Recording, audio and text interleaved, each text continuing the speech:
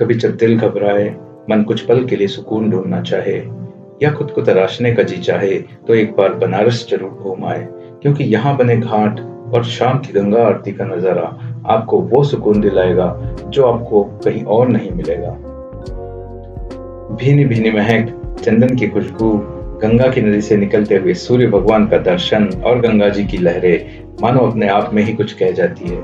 जी हाँ, भोले बाबा की नगरी बनारस में मंदिर, मस्जिद, गंगा घाट, पान और साड़ी के रंगों की बात ही कुछ और है, जिसका मजा बताने पर नहीं बल्कि वहां जाकर खुद घूमने पर ही आएगा।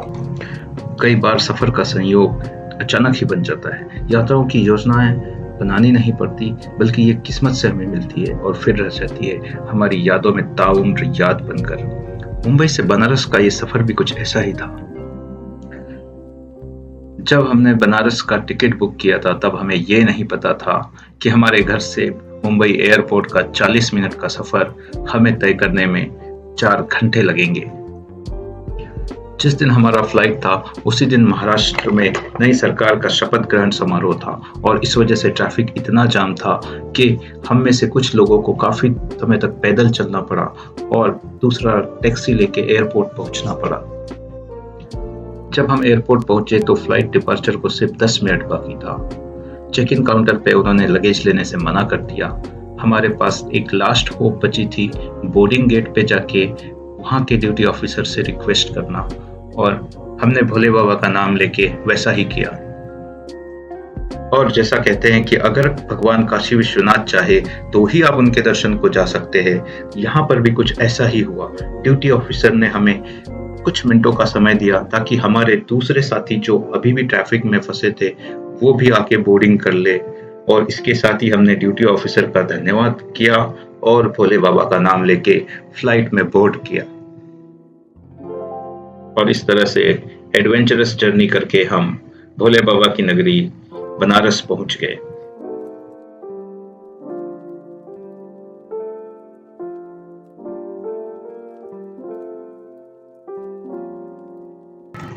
अगले दिन सुबह करीब 6 बजे हमारा गाइड और व्हीकल रेडी थे हमें बनारस की सैर कराने के लिए, और हम निकल पड़े बनारस घूमने के लिए। वो शहर जो सुबह साधु संतों के मंत्रोच्चार सुनकर जागता है, तो रात में गंगा आरती का संगीत सुनकर सोता है। विश्व का सबसे पुराना शहर और बाबा विश्वनाथ की नगरी कहलाने वाले बनारस की ऐसी कई खासियत है। संत सन्यासियों के लिए यह काशी है, तो आम लोगों के लिए बनारस। वहीं आधिकारिक तौर पर इसे वाराणसी ही कहा जाता है। 7 पवित्र शहरों, 52 शक्तिपीठों और 12 ज्योतिर्लिंगों में से एक इस शहर में अजीब आकर्षण है। एक अलग एहसास है जो लोगों को अपनी ओर खींचता है। काशी में एक बहुत ही पुरानी कहावत है कि पहले काशी कोतवाल की पूजा, फिर काम दूजा। जी हाँ, धार्मिक मान्यता है कि इस शहर में कोई भी शुभ काम करने से पहले काशी कोतवाल यानी बाबा काल भैरव की पूजा की जाती है। मान्यता है कि इस शहर में भैरव बाबा की मर्जी के बिना कुछ भी नहीं होता है और पूरी नगरी की देखरेख उन्हीं के हाथों में है। और जैसा गाइड ने हमें बताया कि सबसे पहले हमें काल भैरव की पूजा करनी चाहिए, तो हम लोग सबसे पहले काल भैरव मंदिर जाके बाबा काल भैरव की पूजा की और उसके बाद हम काशी विश्वनाथ मंदिर गए। पवित्र गंगा नदी के तट पर बसा यह जीवंत शहर प्राचीन परंपराओं, हलचल भरे बाजारों और मनोरम अनुष्ठानों का एक चित्रपट है। मंत्रमुग्ध होने के लिए तैयार रहे, क्योंकि आप इनकी सकरी गलियों का पता लगाते हैं, मंत्रमुग्ध करने वाली शाम की आरती देखते हैं और अपने मन को समृद्ध सांस्कृतिक विरासत में डुबो देते हैं जो वाराणसी के हर कोने में फैली हुई है। यहाँ भगवान शिव को ब्रह्मांड के भगवान के रूप में प्रतिष्ठित किया गया है। काशी को विश्व स्तर पर सबसे पुराना और जीवित शहर माना जाता है। 12 ज्योतिर्लिंगों में से एक यहाँ का काशी विश्वनाथ मंदिर देश विदेश में प्रसिद्ध है ही। इसके अलावा दुर्गा मंदिर, भारत माता मंदिर, संकट मोचन मंदिर, त्रिदेव मंदिर, माता अन्नपूर्णा मंदिर, शीतला मंदिर और बीएचयू परिसर में बना नया विश्वनाथ मंदिर भी दर्शनीय है। बनारस आए तो इन मंदिरों के दर्शन भी जरूर करें। हिंदू धर्म में काशी विश्वनाथ का अत्यधिक महत्व है। कहा जाता है कि जो श्रद्धालु इस नगरी में आकर भगवान शिव का पूजन और दर्शन करता है, उसको समस्त पापों से मुक्ति मिल जाती है।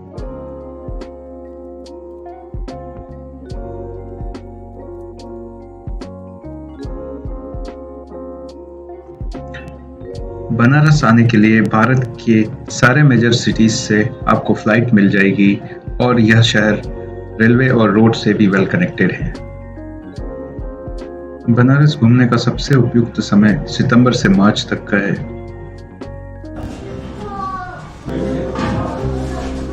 आप लोगों को पहले हम बता दें कि ये जो एरिया है ये गुलशन रोड पे जो दुकानें आप देख रहे हैं, जैसे इस पूरे एरिया में सिर्फ हमारा काम नहीं हो रहा है। यहाँ पे तकरीबन 25 से 30 लोग हैं जिनका काम इस एरिया में चलता है। तो सारे लोग यहाँ पे काम कराते हैं और ये जो बाहर आप देख रहे हैं ये फैक्ट्री आउट है। जैसे शहर में जो सिटी में दुकानें हैं,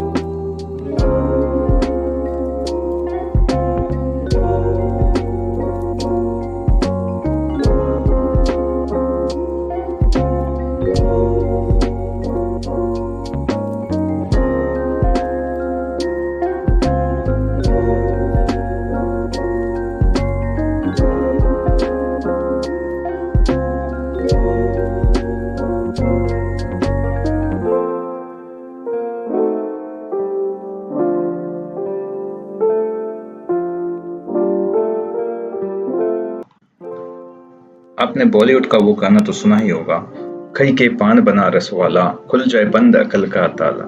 इस गाने के बोल वाराणसी के पान की खासियत बताने के लिए काफी है। वाराणसी का नाम जुबान पर आते ही सबसे पहले बनारसी पान की तस्वीर सामने आ जाती है। विदेशी टूरिस्ट भी इसका एक बार स्वाद जरूर चखते हैं। गुलकंद वाला पान हर किसी की पहली पसंद है। यहाँ पर आपको सिल्वर और गोल्ड प्लेटेड पान भी मिल जाएंगे, जिसका कि आप स्वाद ले सकते हैं।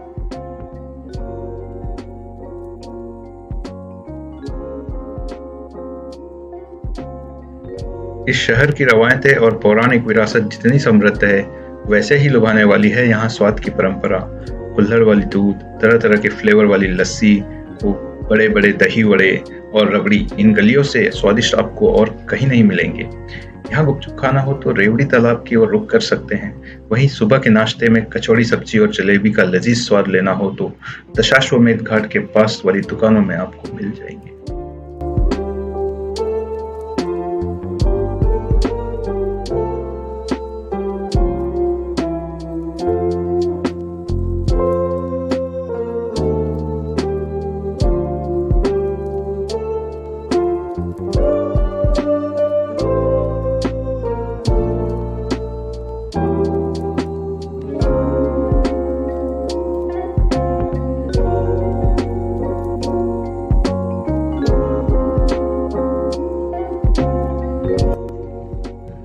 बनारस यूं ही घाटों का शहर नहीं कहलाता। यहाँ अलग अलग नाम के करीब 84 घाट हैं। सभी बिल्कुल धनुषाकार रूप से श्रृंखलाबद्ध तरीके से स्थित हैं। इनमें कई घाट अपने धार्मिक और आध्यात्मिक महत्व से जाने जाते हैं, तो कई अपनी प्राचीनता और समृद्ध इतिहास को लेकर अलग खासियत रखते हैं। ये घाट अपनी निराली छटा के लिए भी खूब प्रसिद्ध है। इसलिए बनारस के जिस घाट पर भी हम लोग जाते हैं, वहाँ की खूबसूरती को अपने कैमरे में कैद करने की कोशिश में लग जाते हैं। काशी के घाटों में दशाश्वमेध घाट का प्रमुख स्थान है। यह घाट गदौलिया के पास ही है। पुराणों के अनुसार यहाँ पर ब्रह्मा जी ने 10 अश्वमेध यज्ञ किया था। इस स्थल को ब्रह्म द्वार भी कहा जाता है। ये वाराणसी के सबसे ओजस्वी घाटों में से एक है। प्रयाग घाट वाराणसी के महत्वपूर्ण घाटों में से एक है। दशाश्वमेध घाट के ठीक बाई तरफ स्थित इस घाट का निर्माण सन 1778 में बालाजी बाजीराव ने करवाया था।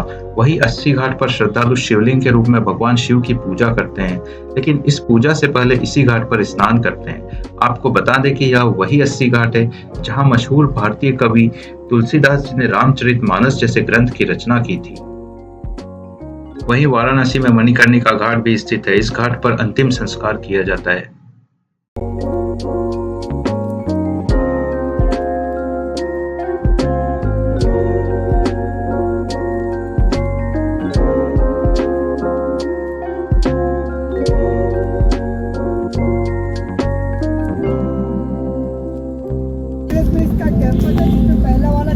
इस समय है ये प्लेस जो है ये 1300.6 एकड़ का है, लाइक 5 स्क्वायर किलोमीटर।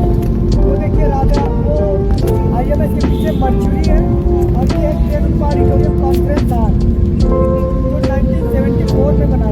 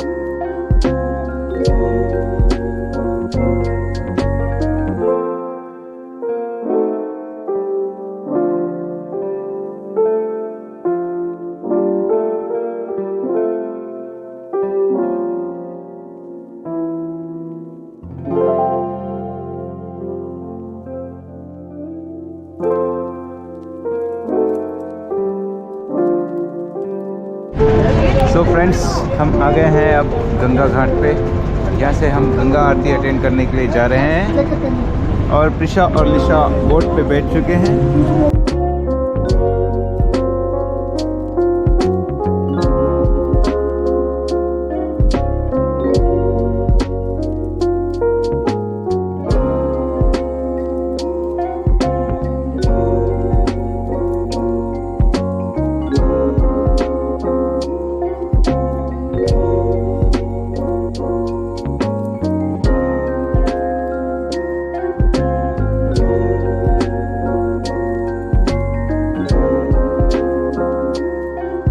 नर्तकी थी वो काशी में आके यही की वासी हो गई और उनको इस शहर का जो अनावरण था वो इतना प्यारा लगा, उन्होंने अपने बातों में इस शहर का नाम रखा बनारस।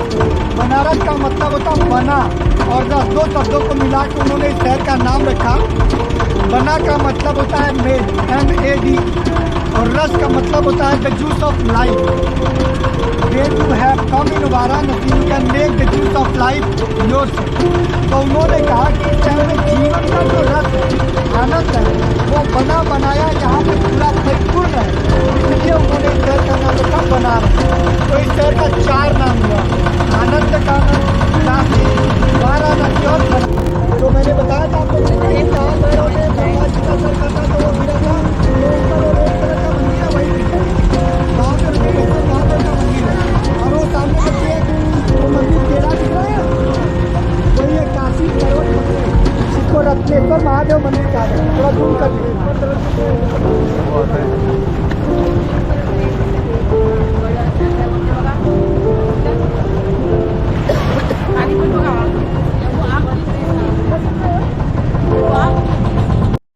शाम को हमें गंगा आरती में शामिल होने का मौका मिला। गंगा आरती में शामिल होने वालों की जितनी भीड़ घाटों पर थी, ठीक उतनी ही घाटों के सामने गंगा में नावों पर भी नजर आई। हम लोगों ने भी घाट के ठीक सामने एक नाव पर बैठकर इस आरती का आनंद लिया।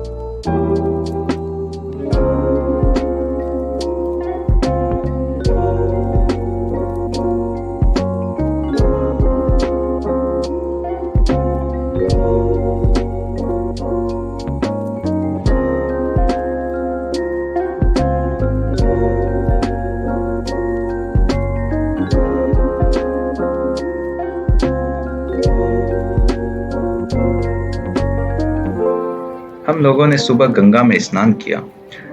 बनारस की सुंदरता देखनी हो तो गंगा घाट पर सुबह आइए।